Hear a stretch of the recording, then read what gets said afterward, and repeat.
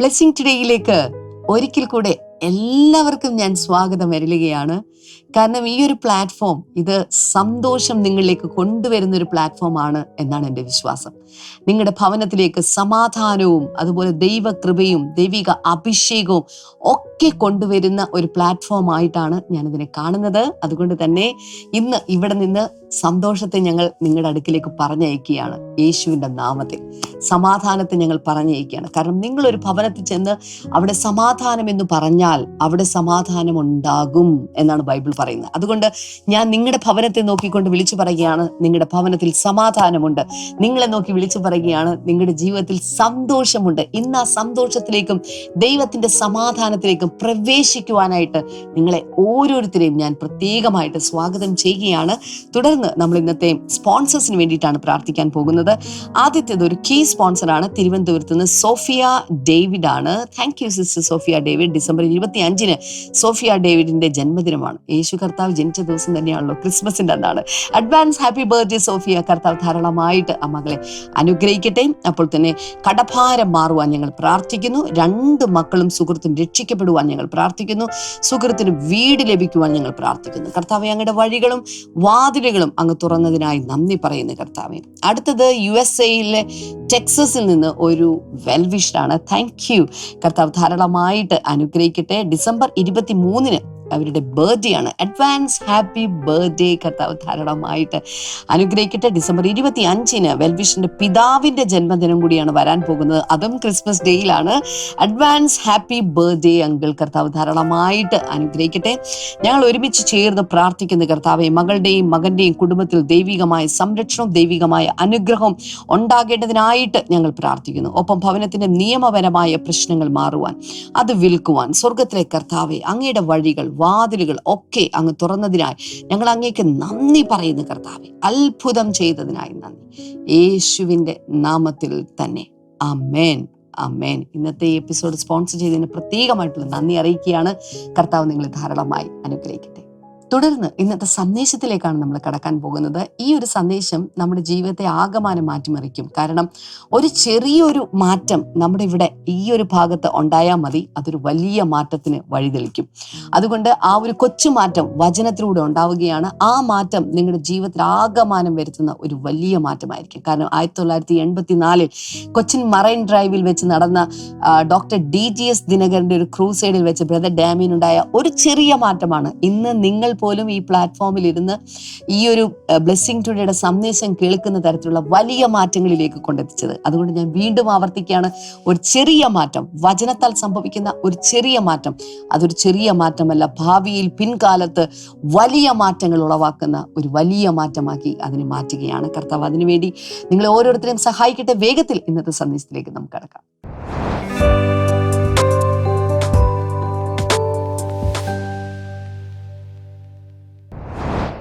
Welcome back.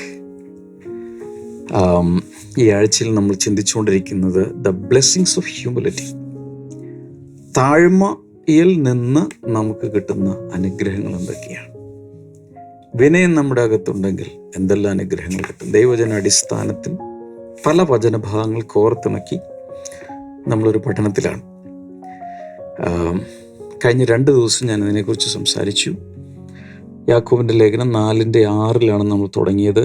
ദൈവം നിഗളികളോട് എതിർത്ത് നിൽക്കുന്നു, താഴ്മയുള്ളവർക്കോ അവൻ കൃപ നൽകുന്നു. Simple principle. അഹങ്കാരം അകത്ത് വന്നാൽ ദൈവം ഓപ്പോസ് ചെയ്യും. എന്നാൽ താഴ്മ അകത്ത് വന്നാൽ ദൈവത്തിന്റെ കൃപയെ അത് ആകർഷിച്ച് ജീവിതത്തിലേക്ക് വലിച്ചടിപ്പിച്ച് ഇറക്കി കൊണ്ടുവരും. നമുക്ക് പ്രാർത്ഥിക്കണമെങ്കിൽ താഴ്മ വേണം, ആരാധിക്കണമെങ്കിൽ താഴ്മ വേണം, ശുശ്രൂഷിക്കണമെങ്കിൽ താഴ്മ വേണം. അഹങ്കാരത്തിൽ നിന്നുകൊണ്ട് നമുക്ക് ശുശ്രൂഷിക്കാൻ സാധ്യമല്ല. താഴ്മയുള്ളവർക്ക് മാത്രമേ കുനിയാൻ കഴിയൂ. താഴേക്കിടയിലുള്ളവരുടെ അടുക്കിലേക്ക് ഇറങ്ങിച്ചെന്ന് എന്തെങ്കിലും ചെയ്യണമെങ്കിൽ താഴ്മ വേണം. ഇങ്ങനെയുള്ള കാര്യങ്ങൾ നമ്മൾ കണ്ടു.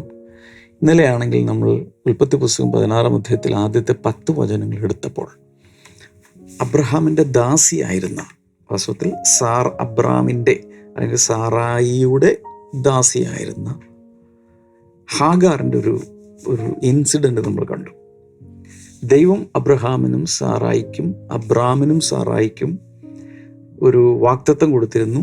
സാറായിൽ നിന്ന് തന്നെ ഒരു വാഗ്ദത്ത സന്തതി ഉണ്ടാകും. പക്ഷേ കുറച്ച് വർഷങ്ങൾ കാത്തിരുന്നപ്പോൾ, എനിക്ക് തോന്നുന്നു 11 കൃത്യമായിട്ട് ഞാൻ ഓർക്കുന്നില്ല, അത്രയും വർഷങ്ങൾ കാത്തിരുന്നപ്പോൾ ഒരു പക്ഷേ തോന്നലായിരിക്കും, ദൈവത്തിൻ്റെ വാഗ്ദത്വമാണെന്നൊക്കെ നമുക്ക് ആഗ്രഹം കൊണ്ട് തോന്നിപ്പോയതായിരിക്കാം. ഒരുപക്ഷെ അത് വാസ്തവത്തിൽ ദൈവമായിരുന്നില്ലായിരിക്കാം സംസാരിച്ചത്. എനിവേ, ഇനി ഇങ്ങനെ പ്രായവും കൂടിക്കൊണ്ടിരിക്കുന്നു.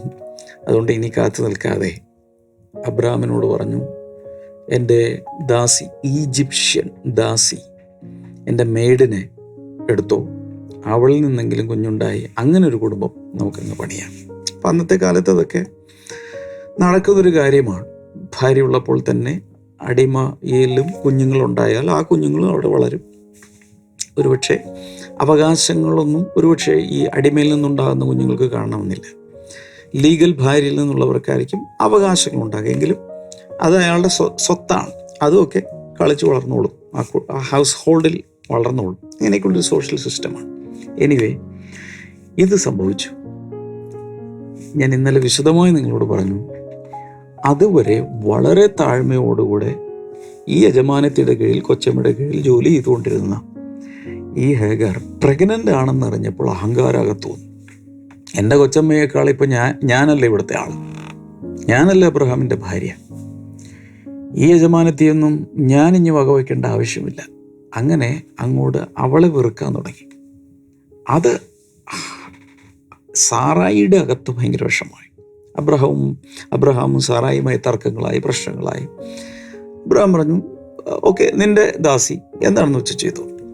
ഭയങ്കരമായി ക്രൂരമായി ഇടപെടാൻ തുടങ്ങി. സാറായി ഹാഗാറിനെ ക്രൂരമായി ഇടപെടാൻ തുടങ്ങി.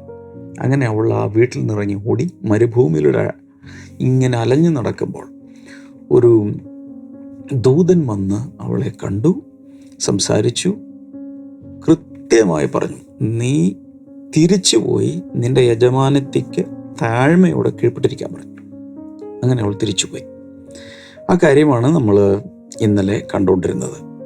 എങ്കിലും ദൈവം പറഞ്ഞു, നിന്റെ കുഞ്ഞിനെയും ഞാൻ അനുഗ്രഹിച്ചു വലിയൊരു എണ്ണത്തിലൊക്കെ വർദ്ധിപ്പിക്കാമെന്നൊക്കെ പറഞ്ഞു. ഇതിനെ ആധാരമാക്കി ചില തത്വങ്ങൾ ഞാൻ പറയാൻ പോകുക, കുറിച്ചെടുക്കുക. Number 1, humility is essential for blessing. ദൈവത്തിൽ നിന്നും അനുഗ്രഹം പ്രാപിക്കണമെങ്കിൽ എന്തു വേണം? വലിയ താഴ്മ ആവശ്യമാണ്. ഞാൻ നേരത്തെ പറഞ്ഞല്ലോ, ദൈവത്തിൽ നിന്നൊരു ബ്ലെസ്സിങ്, ദൈവത്തിൽ നിന്ന് പോട്ടെ, ആരിൽ നിന്നെങ്കിലും എന്തെങ്കിലും വാങ്ങണമെങ്കിൽ താഴ്മ വേണം. എനിക്ക് നിങ്ങളുടെ ഒന്നും വേണ്ട എന്നൊക്കെ പറയുന്ന ഭാവമൊക്കെ നമ്മൾ കണ്ടിട്ടുണ്ട്. എന്നാൽ താഴ്മയുള്ളവർക്ക് മാത്രമേ മറ്റുള്ളവരിൽ നിന്ന് എന്തെങ്കിലും സ്വീകരിക്കാൻ കഴിയും. Because humility generates trust. ആദ്യം ഹാഗാർ വളരെ താഴ്മയുള്ളൊരു സ്ത്രീയായിരുന്നു. അതുകൊണ്ടായിരിക്കാം ഈ കൊച്ചമ്മ, സാറായി കൊച്ചമ്മ, അല്ലെങ്കിൽ യജമാനത്തി അവളെ വിശ്വസിച്ച് അവളിലൂടെ ഒരു തലമുറ ഉണ്ടാകട്ടെ എന്ന് ചിന്തിച്ചത്. അപ്പം അതുപോലെ വിനയമുള്ള, വളരെ മീക്കായ, ഹ്യൂമിലിറ്റി ഉള്ളൊരു സ്ത്രീ ആയിരുന്നു എന്നാണ് എൻ്റെ വിശ്വാസം. Humility opens doors. താഴ്മയുള്ളവർക്ക് വാതിലുകൾ ദൈവം തുറക്കും. ടൈപ്പ് ചെയ്ത് തരണേ. ആദ്യം ഞാൻ പറഞ്ഞു, ഹ്യൂമിലിറ്റി ജനറേറ്റ്സ് ട്രസ്റ്റ്. താഴ്മ വിശ്വാസത്തെ ഉളവാക്കുന്നു. താഴ്മയുള്ളവരെ ആളുകൾ വിശ്വസിക്കും. ഓക്കെ. രണ്ടാമത് പറഞ്ഞ് ഹ്യൂമിലിറ്റി ഓപ്പൺസ് ഡോർസ്. താഴ്മയുള്ളവർക്ക് വേണ്ടി വാതിലുകൾ തുറക്കപ്പെടും. ഒത്തിരി വാതിലുകൾ ദൈവം തുറക്കും. താഴ്മയുള്ളവർക്ക് ദൈവം വാതിലുകൾ തുറക്കും. ഇനി ഹ്യൂമിലിറ്റി ബ്രിങ്സ് ബ്ലെസ്സിങ്സ്. താഴ്മ അനുഗ്രഹങ്ങളെ കൊണ്ടുവരും. ടൈപ്പ് ചെയ്തിടുക. ലൈവ് ചാറ്റിൽ മാത്രമല്ല, കമൻറ്റ് സെക്ഷനിൽ ഒന്ന് ടൈപ്പ് ചെയ്തിടുക. Humility brings blessings. താഴ്മ അനുഗ്രഹങ്ങളെ കൊണ്ടുവരുന്നു. ഞാൻ ഈ ഭാഗമൊക്കെ ധ്യാനിക്കുന്ന സമയത്ത് പെട്ടെന്ന് എൻ്റെ മനസ്സിലേക്ക് വന്ന ഒരു വചനഭാഗം, മീഖ പ്രവചനം. മൈനർ പ്രോഫറ്റ്സിൽപ്പെട്ട ഒരാളാണ് മീഖ. അങ്ങനെയാണ് ക്ലാസിഫൈ ചെയ്തിരിക്കുന്നതേ ഉള്ളൂ. മീഖ 6:8, 6-ാം അധ്യായം 8-ാമത്തെ വചനം. ഞാൻ ഇനി ഇംഗ്ലീഷിൽ വായിക്കും, മലയാളം നോക്കിക്കും. സ്ക്രീനിൽ കാണാമെന്ന് വിശ്വസിക്കുന്നു. He has shown you, O mortal, what is good. മർത്യ, ഏറ്റവും നല്ലത് എന്താണ് എന്നുള്ളത് ദൈവം നിനക്ക്, ഇതെൻ്റെ പരിഭാഷയാണ്, ദൈവം നിനക്ക് കാണിച്ചു തന്നിരിക്കുന്നു. സ്ക്രീനിൽ ശരിയായ പരിഭാഷ നിങ്ങൾക്ക് കാണാമെന്ന് വിശ്വസിക്കുന്നു. അതായത് മർത്യരോട് ദൈവം സംസാരിക്കുകയാണ്, നിനക്ക് നല്ലത് എന്തെന്നുള്ളത് ഞാൻ കാണിച്ചു തന്നിരിക്കുന്നു. എന്തൊക്കെയാണ്? And what does the lord require of you? നിന്നിൽ നിന്ന് ദൈവം എന്താണ് ആവശ്യപ്പെടുന്നത്? To act justly and to love mercy and to walk humbly with your God. To act justly, നീതിയോടെ പ്രവർത്തിക്കുക. ടു ലവ് mercy, കരുണയെ സ്നേഹിക്കുക, മനസ്സലിവോട് പെരുമാറുക, കരുണ കാണിക്കുക. And to walk humbly with your God. നിന്റെ ദൈവത്തോടൊപ്പം താഴ്മയോടെ, അല്ലെങ്കിൽ ദൈവത്തിൻ്റെ മുമ്പാകെ താഴ്മയോടെ ജീവിക്കാനല്ലാതെ മറ്റെന്താണ് ദൈവം നിന്നോട് ആവശ്യപ്പെടുന്നത്? അപ്പം അതിൽ സ്ട്രൈക്കിംഗ് ആയിട്ടുള്ളൊരു കാര്യം, ദൈവം മുമ്പാകെ അല്ലെങ്കിൽ ദൈവത്തോട് കൂടെ, NIV പരിഭാഷ അനുസരിച്ച് to walk humbly with your God, ദൈവത്തോടൊപ്പം താഴ്മയോടെ നടക്കാനുമല്ലാതെ. ഞാനൊരു കാര്യം പറയാം, ദൈവത്തോടൊപ്പം നടക്കണമെങ്കിൽ താഴ്മ വേണം. താഴ്മയില്ലാതെ ആർക്കെങ്കിലും ദൈവത്തോടൊപ്പം നടക്കാൻ കഴിയുമോ? കാരണം ദൈവത്തിൻ്റെ ഒരു ക്യാരക്ടർ ക്വാളിറ്റിയാണ്. ഏറ്റവും ഉന്നതനായ വ്യക്തിത്വമാണ് ദൈവമെങ്കിൽ ആ ദൈവം ഏറ്റവും താഴ്മയുള്ളവനാണ്. ഏറ്റവും ഉന്നതനായ വ്യക്തിക്ക് ഏറ്റവും വലിയ താഴ്മ. ഞാൻ ചോദിക്കുന്ന 8-ാം സങ്കീർത്തനത്തിലൊക്കെ ഇങ്ങനെ പറയുന്നൊരു കാര്യം, മനുഷ്യനെ ഓർക്കുവാൻ അവൻ എന്ത്? നമ്മളെ ദൈവം ഓർക്കേണ്ട ആവശ്യം പോലും അതുപോലെ ചെറിയ മനുഷ്യരാണ്. ദൈവം സൃഷ്ടിച്ചിട്ടുള്ള ഈ പ്രപഞ്ചത്തിൻ്റെ വ്യാപ്തി കണക്കാക്കുമ്പോൾ ഒരു മനുഷ്യൻ എന്താ? എന്നിട്ട് ആ മനുഷ്യനെ ദൈവം ഓർക്കുന്നു, കടാക്ഷിക്കുന്നു, പരിഗണിക്കുന്നു. അത് തന്നെ താഴ്മയുടെ വലിയൊരു ലക്ഷണമല്ലേ? ഏറ്റവും ഉയരത്തിലിരിക്കുന്ന ഒരാള് ഏറ്റവും താഴെയുള്ള ഒരാളെ കൺസിഡർ ചെയ്തു എന്ന് വെച്ചാൽ തന്നെ അതൊരു ഭയങ്കര സംഭവമല്ലേ? ഓക്കെ, മർത്യന് ആവശ്യമുള്ളത് എന്തെന്ന് ദൈവം കാണിച്ചു തന്നിരിക്കുന്നു. എന്തൊക്കെയാണ് ഇവിടെ പറഞ്ഞത്? ആക്ട് ജസ്റ്റ്ലി, നീതിയോടെ, ന്യായത്തോടുകൂടെ പെരുമാറുക, പ്രവർത്തിക്കുക. ലവ് mercy, കരുണയെ സ്നേഹിക്കുക. And walk humbly with your God, ദൈവത്തോടൊപ്പം അല്ലെങ്കിൽ ദൈവം മുമ്പാകെ താഴ്മയോടെ നടക്കുക. ഇതാണ് ദൈവം നമ്മെക്കുറിച്ച്, മർത്യരെക്കുറിച്ച് ദൈവത്തിൻ്റെ ആഗ്രഹം. ഇതൊക്കെ പറയുമ്പോൾ നമ്മുടെ അകത്ത് നമുക്കൊരാഗ്രഹം ഉണ്ടാകട്ടെ, താഴ്മയുള്ളൊരു വ്യക്തിത്വമായി എനിക്ക് മാറണം എന്ന് ദൈവത്തോട് നമുക്ക് ഒന്ന് പറഞ്ഞുകൊണ്ടിരിക്കും. നമ്പർ 2 എഴുതി വെക്കണം. Humility is fertile and fruitful. താഴ്മ ഫലമുളവാക്കുന്നതാണ്, അല്ലെങ്കിൽ താഴ്മ ഫലം കൊണ്ടുവരുന്നു. താഴ്മ ഫലഭൂയിഷ്ടമാണ്. താഴ്മയുള്ളവർക്ക് ഒത്തിരി ഫലമുണ്ടാകും. അതാണ് ഈ പറഞ്ഞതിൻ്റെ സാരാംശം. Where there is humility, there is fruitfulness. താഴ്മയുള്ളവരുടെ ജീവിതത്തിൽ ഒത്തിരി ഫലമുളവാക്കപ്പെടും. അവരുടെ ജീവിതത്തിൽ ഫലമുളവാകും. ഒരുപക്ഷെ നമുക്ക് ഇങ്ങനെ വേണമെങ്കിൽ പറയാൻ കഴിയും, ഈ ഭൂമിയിൽ ഏറ്റവും കൂടുതൽ ഫലപ്രദമായ ജീവിതം, മറ്റുള്ളവർക്ക് പ്രയോജനമുള്ള ജീവിതം നയിച്ചിട്ടുള്ള എല്ലാവരും വളരെയധികം വിനയമുള്ളവരും താഴ്മയുള്ളവരും ആയിരുന്നു എന്ന് നമുക്ക് സമ്മതിക്കേണ്ടി വരും. ഏറ്റവും കൂടുതൽ ഫ്രൂട്ട്ഫുള്ളായത് യേശുവിൻ്റെ ജീവിതമല്ലേ? നമുക്കെല്ലാവർക്കും മനുഷ്യവംശത്തിന് മുഴുവൻ അനുഗ്രഹമായി മാറി. കാരണം ഏറ്റവും താഴ്മയുള്ളൊരു വ്യക്തിത്വമാണ് യേശു. ഇവിടെ ആദ്യ സമയത്ത് ഹാഗാറിന് വളരെയധികം താഴ്മയുണ്ടായിരുന്നു. ഒരുപക്ഷെ അതായിരിക്കാം യജമാനത്തിയുടെ ആ ഒരു കൃപ, അട്രാക്ഷൻ അവളിലേക്ക് വന്നത്. അതുകൊണ്ടാകാം അങ്ങനെ ഒരു പ്രിവിലേജിലേക്ക് അവൾക്ക് എൻട്രി കിട്ടിയത്. പക്ഷെ അതിന് ശേഷമാണ് അവൾക്ക് അഹങ്കാരം ഉണ്ടായത്. ഞാൻ ഈ സമയത്തൊരു അധ്യാപകനായിട്ടൊക്കെ വർക്ക് ചെയ്തിരുന്ന കാലത്ത് ഇംഗ്ലീഷ് ഒരു ലെസൺ ഉണ്ടായിരുന്നു, ബുക്കർ ടി വാഷിങ്ടൺ. ഒരുപക്ഷെ നിങ്ങൾ ചിലർക്കൊക്കെ ഓർമ്മ കാണും. ബുക്കർ ടി വാഷിങ്ടൺ അതൊരു ലെസണായിരുന്നു. ബുക്കർ ടി വാഷിങ്ടൺ ഇന്നും വളരെ ഫേമസ് ആണ്. അലബാമയിലെ ടസ്കീഗി എന്ന് പറയുന്ന ഒരു ഇൻസ്റ്റിറ്റ്യൂട്ട് അദ്ദേഹം സ്ഥാപിച്ചു. വലിയൊരു എഡ്യൂക്കേറ്ററായിരുന്നു. കറുത്ത വർഗ്ഗക്കാരനായിരുന്നു അദ്ദേഹം. അതുകൊണ്ട് തന്നെ അദ്ദേഹത്തിന് ശരിയായ രീതിയിൽ ബാല്യകാലത്ത് പഠിക്കാനൊന്നും സാധിച്ചില്ല. കഷ്ടപ്പാടുകളെക്കുറിച്ചൊക്കെ അദ്ദേഹം വർണ്ണിച്ചിട്ടുണ്ട്. തനിക്കൊരാഗ്രഹം, ഇങ്ങനെ അധകൃതരായ കറുത്ത വർഗ്ഗക്കാർക്കും ആർക്കൊക്കെ വേണം അവർക്കൊക്കെ അവരെ വിദ്യാസമ്പന്നരാക്കി മാറ്റാൻ വേണ്ടി താൻ യത്നിക്കാൻ തുടങ്ങി. അങ്ങനെ തൻ്റെ വലിയ കഠിന അധ്വാന ഫലമായിട്ടാണ് പല കാര്യങ്ങളൊക്കെ നടന്നത്. അദ്ദേഹമാണത് ഈ ഇൻസ്റ്റിറ്റ്യൂട്ട് സ്ഥാപിച്ചതെന്ന് എനിക്ക് കൃത്യമായിട്ട് ഓർമ്മയില്ല, നിങ്ങൾക്ക് ചെക്ക് ചെയ്യാം. ഏതായാലും അദ്ദേഹം അതിൻ്റെ പ്രസിഡൻ്റായി മാറി. ഈ ടസ്കീഗി ഇൻസ്റ്റിറ്റ്യൂട്ടിൻ്റെ പ്രസിഡൻ്റായി അദ്ദേഹം മാറി. മാറി അദ്ദേഹം ഏറ്റെടുത്ത ശേഷം ഒരു ദിവസം അദ്ദേഹം വഴിയിലൂടെ ഇങ്ങനെ പോവുകയാണ്. വഴിയിലൂടെ പോകുന്ന സമയത്ത് വളരെ ധനാഢ്യയായ വെള്ളക്കാരി സ്ത്രീ, ഒരു കറുത്ത വർഗ്ഗക്കാരൻ അതിലെ പോകുന്ന കണ്ടപ്പോഴേക്കും ഇടാ വിളിച്ചു, കുറച്ച് വിറക് കീറാനുണ്ട്, കീറിത്തരാമെന്ന് ചോദിച്ചു. അപ്പം അന്നത്തെ കാലത്ത് ഈ കറുത്ത വർഗ്ഗക്കാരെയാണ് അവർ പല ജോലിക്കും വിളിക്കുന്നത്. അവരെ സ്ലേവ്സ് ആയിട്ടൊക്കെയല്ലേ കണക്കാക്കുക. അപ്പം ഈ ആളെ ഈ സ്ത്രീക്ക് മനസ്സിലായില്ല. ഏതൊരാൾ ഒരു കറുത്ത വർഗ്ഗക്കാരൻ ബ്ലാക്ക് പോകുന്നു, വിളിച്ചു, ഈ വിറകൊന്ന് കീറാം. പിന്നെന്താ, ഞാൻ കീറാം. അദ്ദേഹം അവിടെ ആ യാർഡിലേക്ക് ചെന്ന് വിറക് കീറാൻ തുടങ്ങി. കീറി അതെല്ലാം പൂർത്തിയാക്കി അത് അദ്ദേഹം തന്നെ കൊണ്ടുവന്ന് സ്റ്റോറിൽ കൊണ്ടുവന്ന് അടുക്കിക്കൊണ്ടിരിക്കുന്ന സമയത്ത് ആ വീട്ടിലുണ്ടായിരുന്ന ഒരു സെർവൻറ്റ് ഗേൾ ഇദ്ദേഹത്തെ തിരിച്ചറിഞ്ഞു. ടസ്കീഗി ഇൻസ്റ്റിറ്റ്യൂട്ടിൻ്റെ പ്രസിഡൻ്റാണ് അവിടെ വിറക് കീറുന്നത്. ഇത് എന്ന് അവളുടെ കൊച്ചമ്മയോട് പറഞ്ഞു, എന്ന് വെച്ചാൽ ഈ വെള്ളക്കാരി സ്ത്രീയോട് എന്ന് പറഞ്ഞു. അപ്പോഴേക്കും ഇയാൾ തിരിച്ചു പോയിരുന്നു ആ ഇൻസ്റ്റിറ്റ്യൂട്ടിലേക്ക്. അയാൾ ഈ സ്ത്രീ ഭയങ്കരമായി വിഷമിക്കാൻ തുടങ്ങി. ഞാൻ ആരെക്കൊണ്ടാ വിറക് കീറിച്ചത്?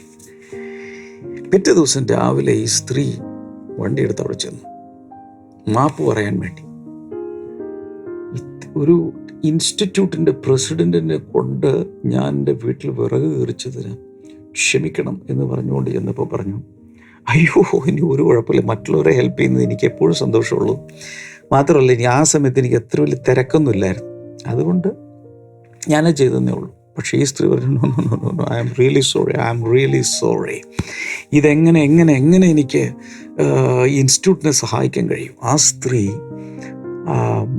ബുക്കർ ടി വാഷിങ്ടണോട് പറഞ്ഞു, എന്നാൽ കഴിയുന്ന രീതിയിൽ നിങ്ങളുടെ പ്രസ്ഥാനത്തെ ഞാൻ ഹെൽപ്പ് ചെയ്യാം. ഈ സ്ത്രീ അവളുടെ സർക്കിളിലുള്ള വെൽത്തി ആയിട്ടുള്ള ഒത്തിരി പേരെ മൊബിലൈസ് ചെയ്ത് ഫണ്ട് റേസിങ് ചെയ്യാൻ തുടങ്ങി. അങ്ങനെ ഫണ്ട് റേസിങ് ചെയ്തൊരു ഹ്യൂജ് എമൗണ്ട്. അപ്പം അദ്ദേഹം ഈ സ്ഥാപനം മുന്നിലേക്ക് നടത്തുവാൻ വിവിധ രീതിയിലുള്ള ഫണ്ട് റേസിങ് പരിപാടികൾ ചെയ്തുകൊണ്ടിരിക്കുകയായിരുന്നു. പക്ഷേ ഈ സ്ത്രീ അദ്ദേഹം ചെയ്ത സകല ഫണ്ട് റേസിങ്ങിനേക്കാൾ അപ്പുറത്തുള്ള ഫണ്ട്സ് ആ സ്ത്രീ റേസ് ചെയ്ത് ഇൻസ്റ്റിറ്റ്യൂട്ടിന് കൊടുത്തു. അപ്പോൾ പിൽക്കാലത്ത് അദ്ദേഹം പറഞ്ഞു, ഒരു വിറക് കീറാൻ പോയതുകൊണ്ട് ഇത്രയും വലിയ ഫണ്ട് റേസിങ് നടത്തിയതിനേക്കാൾ കൂടുതൽ ഇൻസ്റ്റിറ്റ്യൂട്ടിലേക്ക് പണം വന്നു. അതിനുശേഷം നിങ്ങൾക്കറിയാം, അദ്ദേഹം ഭയങ്കരമായി ആ താഴ്മയുടെ സ്വഭാവം, ആ കഥ ഭയങ്കരമായിട്ട് US പ്രചരിക്കാൻ തുടങ്ങി. അങ്ങനെ പ്രചരിച്ചതുകൊണ്ട് അദ്ദേഹം പിന്നീട് രാജ്യം കണ്ട ഒരു ഉന്നതികളിലേക്ക് അദ്ദേഹം പോയി. അദ്ദേഹം ഒരു ഗ്രന്ഥകാരനും ഒരു ഒറേറ്ററും പല അമേരിക്കൻ പ്രസിഡൻസിൻ്റെ അഡ്വൈസറുമായിട്ട് അദ്ദേഹം മാറി. എന്തുകൊണ്ട് സംഭവിച്ചു? അദ്ദേഹം ഏറ്റവും താഴ്മ കാണിച്ചത് കൊണ്ടല്ലേ ഇത് സംഭവിച്ചത്? അദ്ദേഹത്തിന് ഉയരങ്ങളിൽ എത്താൻ കഴിഞ്ഞത്. അപ്പം ഞാനിപ്പോൾ പറഞ്ഞതിന് കാരണം, humility is fertile and fruitful. നമ്മൾ താഴ്മ കാണിക്കുമ്പോൾ നമ്മുടെ ജീവിതത്തിൻ്റെ ഫലവത്തായി മാറും. നമ്മുടെ ജീവിതത്തിലേക്ക് ഫ്രൂട്ട്ഫുൾനെസ് വരികയും ചെയ്യും. നമ്മുടെ ജീവിതം മറ്റുള്ളവർക്ക് ഫ്രൂട്ട്ഫുൾ ആകുകയും ചെയ്യും. ഒരു പ്രിൻസിപ്പിളൂടെ ഞാൻ ഇന്ന് പറയാൻ ആഗ്രഹിക്കുന്നു. മൂന്നാമത്തേത് ഇതാണ്: humility, if not careful, may give birth to pride. താഴ്മ ഉണ്ടെങ്കിലും ശ്രദ്ധിച്ച് മുന്നിലേക്ക് പോയില്ലെങ്കിൽ അത് അഹങ്കാരമായി മാറാൻ സാധ്യതയുണ്ട്. കാരണം ഇവിടെ ഉൽപ്പത്തി പുസ്തകം 16-ാം അധ്യായത്തിൻ്റെ 4-5 വചനങ്ങളിൽ When she knew she was pregnant, she began to despise her mistress. ഈ ഹാഗാർ അവൾ പ്രഗ്നൻ്റ് ആണെന്ന് കണ്ടപ്പോഴാണ് കൊച്ചമ്മയെ ഇൽട്രീറ്റ് ചെയ്യാൻ തുടങ്ങിയത്, മിസ്ട്രീറ്റ് ചെയ്യാൻ തുടങ്ങിയത്, ഡെസ്പൈസ് ചെയ്യാൻ തുടങ്ങിയത്. അപ്പം ദൈവത്തിൻ്റെ ചില അനുഗ്രഹങ്ങൾ വരുമ്പോൾ താഴ്മ മുഖാന്തരം നമുക്ക് അനുഗ്രഹങ്ങൾ കിട്ടും. അനുഗ്രഹങ്ങൾ കിട്ടിക്കഴിയുമ്പോൾ അഹങ്കരിക്കരുത്. അഹങ്കരിക്കാൻ സാധ്യതയുണ്ടെന്ന് നമുക്കെല്ലാം പറയാം. നമുക്ക് ഏവർക്കും ഈ അകത്ത് നടക്കുന്ന കാര്യങ്ങളൊന്നും മനുഷ്യർ പുറമേ ഉള്ളവരെ അറിയുന്നില്ലല്ലോ. അപ്പോൾ ഞാൻ പറയാൻ വരുന്നത് 4-ാമത്തെ വചനമാണ് നമ്മൾ കണ്ടത്. 5-ാമത്തെ വചനത്തിൽ then Sarai said to Abram, you are responsible for the wrong I am suffering. ഞാനിപ്പോൾ കഷ്ടപ്പെടുന്നതിൻ്റെ ഉത്തരവാദിത്വം നിങ്ങൾക്കുള്ളതാണ്. അതായത് സാറ അബ്രഹാമിനെ പഴിചാരുകയാണ്. I put my slave in your arms, and now that she knows she is pregnant, she despises me. May the Lord judge between you and me. അപ്പം അതൊരു ഭയങ്കര പ്രശ്നമായിട്ട് മാറുകയാണ്. ഇവിടെ സംഭവിക്കുന്നത് ഹേഗാർ അഹങ്കാരം കൊണ്ട് അകന്നിറഞ്ഞപ്പോഴാണ് യജമാനത്തെ വെറുക്കുവാനും അതിനെ പിന്തുടർന്നുള്ള സകല കാര്യങ്ങളുടെയും തുടക്കം ഈ അഹങ്കാരമാണ്. Okay, so after receiving blessing she forgot her servanthood. ഈ കയ്യിലേക്കൊരു ബ്ലെസ്സിങ് വന്നു കഴിഞ്ഞപ്പോൾ അവളൊരു ദാസിയാണ് എന്നുള്ള കാര്യം അവൾ മറന്നുപോയി. ഓക്കെ, എപ്പോഴും നമ്മൾ ഓർക്കേണ്ട ഒരു കാര്യം, always remember that we are servants. We are servants of God. നമ്മൾ ദൈവത്തിൻ്റെ ദാസന്മാരും ദാസിമാരുമാണ് എന്ന കാര്യം നമ്മൾ ഒരിക്കലും മറന്നു പോകരുത്. നമ്മളിങ്ങനെ ചിന്തിക്കുക, how much can God bless you? ദൈവത്തിന് എത്രത്തോളം നമ്മളെ അനുഗ്രഹിക്കാൻ കഴിയും? To the point you can handle pride. അഹങ്കാരത്തെ നമുക്ക് എത്രത്തോളം കൈകാര്യം ചെയ്യാൻ കഴിയുമോ അതുവരെ ദൈവത്തിന് നമ്മളെ അനുഗ്രഹിക്കാൻ കഴിയും. എൻ്റെ അപ്പുറത്തേക്ക് അനുഗ്രഹിച്ചാൽ നമ്മൾ തകർന്നു. പലപ്പോഴും നമ്മൾ അനുഗ്രഹിക്കപ്പെടാതിരിക്കാൻ കാരണം നമ്മുടെ അകത്ത് വേണ്ടത്ര താഴ്മയില്ല. അനുഗ്രഹം കയ്യിൽ കിട്ടിയാൽ അഹങ്കരിക്കും. അതുകൊണ്ടാണ് പലതും കയ്യിൽ നിന്ന് മിസ്സായി പോകുന്നത്. സദൃശവാക്യങ്ങൾ 16:18 കാണുന്നത്, pride goes before destruction, a haughty spirit before fall. നാശത്തിന് മുമ്പേ ഗർവം, നാശത്തിന് മുമ്പേ നിഗളമുണ്ടാകുന്നു. ഓക്കെ, 29 സദൃശവാക്യങ്ങൾ 29-23 കാണുന്നത്, a man's pride will bring him low, but a humble spirit will obtain honour. ഒരു മനുഷ്യൻ്റെ അഹങ്കാരം അവനെ ഏറ്റവും താഴ്ത്തി കൊണ്ടുവരും. But a humble spirit will obtain honour. എന്നാൽ താഴ്മയുള്ള ഒരു വ്യക്തിക്ക് വലിയ ബഹുമതി ലഭിക്കും. ഇതാണ് അവിടെ പറയുന്നത്. ഈ സമയത്ത് നമുക്ക് ഒരു സാക്ഷ്യം കാണാം. അതിനുശേഷം ഞാൻ തിരിച്ചു വന്ന് എനിക്ക് വേണ്ടി പ്രാർത്ഥിക്കും.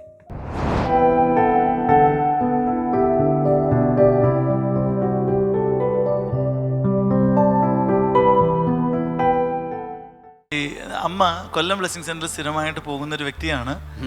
അമ്മയുടെ മരുമകളാണ്, പേര് ആരതി. ഇവർക്ക് വിവാഹം കഴിഞ്ഞ ഉടനെ തന്നെ ഈ സഹോദരി പ്രഗ്നൻ്റ് ആയി.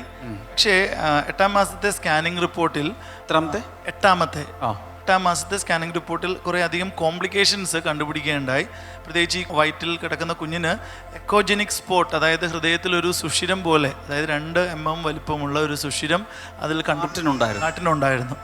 കണ്ടുപിടിക്കപ്പെട്ടു. ആ സമയത്ത് ഡോക്ടർമാർ പറഞ്ഞിരുന്നത് ജനനത്തിന് ശേഷം മാത്രമാണ് എന്ത് ചെയ്യണമെന്ന് നമുക്ക് തീരുമാനിക്കാൻ കഴിയുകയുള്ളൂ എന്ന് ഡോക്ടേഴ്സിനോട് പറഞ്ഞിരുന്നു. മാത്രമല്ല ഇതിൻ്റെ കൂട്ടത്തിൽ തന്നെ ഈ 8 മാസം കഴിഞ്ഞപ്പോൾ ഈ കുഞ്ഞിന് ബ്ലഡ് സർക്കുലേഷൻ വല്ലാതെ കുറഞ്ഞു. ആ ഒരു കോംപ്ലിക്കേഷനും ഉണ്ടായത് മാത്രമല്ല, സഹോദരിക്ക് ഉയരം കുറവൊക്കെ ഉണ്ടായിരുന്നത് കൊണ്ട് നോർമൽ ഡെലിവറി വളരെ അപൂർവമായിട്ടേ നടക്കുകയുള്ളൂ എന്ന് ഡോക്ടർമാർ പറയുകയുണ്ടായിരുന്നു. ഇവര് ഡിസംബർ മാസം 18-ാം തീയതി കോംപ്ലിക്കേഷൻസ് ഒക്കെ ഉള്ളത് കൊണ്ട് അഡ്മിറ്റ് ആകാൻ വേണ്ടി നേരത്തെ തന്നെ ഹോസ്പിറ്റലിലേക്ക് പോകുന്നതിന് മുൻപ് നമ്മുടെ കൊല്ലം ബ്ലെസ്സിങ് സെന്ററിൽ ഒരു ശുശ്രൂഷകനെ വിളിച്ചിട്ട് ഇവര് പ്രാർത്ഥിച്ച് ഇവര് ബസ്സിൽ പോയിക്കൊണ്ടിരിക്കുന്ന സമയത്ത് തന്നെ ആ ശുശ്രൂഷകൻ തിരിച്ച് വിളിച്ചിട്ട് അവരോട് പറഞ്ഞു, ഇന്ന് രാവിലെ ബ്ലെസ്സിങ് ടുഡേ TV പ്രോഗ്രാം നടന്നുകൊണ്ടിരിക്കുമ്പോൾ ഡാമിയൻ ബ്രദർ അതിലൂടെ പറഞ്ഞു, കോംപ്ലിക്കേഷനുള്ള ഒരു കുഞ്ഞുമായിട്ട് ഉള്ള ഒരു അമ്മയ്ക്ക് നോർമൽ ഡെലിവറി ആയി കർത്താവ് കൊടുക്കുന്നു എന്ന് പറഞ്ഞിട്ട് എന്ന് ശുശ്രൂഷകൻ പോകുന്ന വഴിക്ക് തന്നെ 7:30 നമ്മുടെ പ്രോഗ്രാം കഴിഞ്ഞപ്പോൾ തന്നെ ആ ശുശ്രൂഷകൻ വിളിച്ച് പറഞ്ഞ് പ്രാർത്ഥിക്കുകയുണ്ടായി. ഇവർ പറയുന്നത് ഇവർ ഹോസ്പിറ്റലിൽ ചെന്നു, ഫർദർ ആയിട്ടുള്ള ട്രീറ്റ്മെന്റും ചെക്കപ്പുകളെല്ലാം നടന്നുകൊണ്ടിരിക്കുന്നു. ഇവർ പറഞ്ഞ ഡിസംബർ 24-ാം തീയതി ഇങ്ങനെ ഇവർ ബൈബിൾ വായിച്ചുകൊണ്ടിരിക്കുക ഹോസ്പിറ്റലിൽ ഇരുന്ന്. 24-ാം തീയതി രാത്രിയായപ്പോൾ ബൈബിൾ വായിച്ചുകൊണ്ടിരുന്നത് യേശുവിൻ്റെ ജനനത്തെക്കുറിച്ചായിരുന്നു. ഡിസംബർ 24-ാം തീയതി രാത്രി യേശുവിൻ്റെ ജനനത്തെക്കുറിച്ച് സഹോദരി പറയുന്നത് അത് വായിച്ചിരുന്ന് രാത്രി 2 മണിയായപ്പോൾ വേദന വന്നു. അതായത് ഡിസംബർ 25-ാം തീയതി വെളുപ്പിന് 2 മണിക്ക് വേദന വന്നു. ലേബർ തിയേറ്ററിൽ കൊണ്ടുപോയി. വളരെ വേഗത്തിൽ ഒരു കോംപ്ലിക്കേഷനും ഇല്ലാതെ നോർമൽ ഡെലിവറി നടന്നു. ഡിസംബർ 25-ന് ആ കുഞ്ഞിനെ കിട്ടി. ക്രിസ്മസ് ബേബിയാണെന്ന്. അത് ആ ഒരു കുഞ്ഞ് ജനിച്ചു എന്ന് മാത്രമല്ല, ഇവർ ആദ്യത്തെ ചില ദിവസങ്ങളിൽ ആ കുഞ്ഞിനെ ഒബ്സർവേഷന് വേണ്ടിയിട്ട് വെച്ചിരുന്നു. പക്ഷേ 2-ാം മാസത്തിലെ ആ സ്കാനിങ് എടുത്തപ്പോൾ ആ കുഞ്ഞിന് ഹാർട്ടിന് സുഷിരമില്ല, ഹോളുമില്ല. കർത്താവ് പരിപൂർണമായി അത്ഭുതകരമായ ഒരു കുഞ്ഞിനെ കൊടുത്തു. അവർ ആ കുഞ്ഞിനെ പേരിട്ടത് തനയ എന്ന് പറഞ്ഞിട്ടാണ് പേരിട്ടത്. അതിൻ്റെ അർത്ഥം ദൈവത്തിൻ്റെ മകൾ എന്നാണ്. തനയ എന്ന് പറഞ്ഞാൽ ദൈവത്തിൻ്റെ മകളാണ്. ദൈവത്തിൻ്റെ മകൾ. വാവ്, ദാറ്റ് ഈസ് ഗ്രേറ്റ്.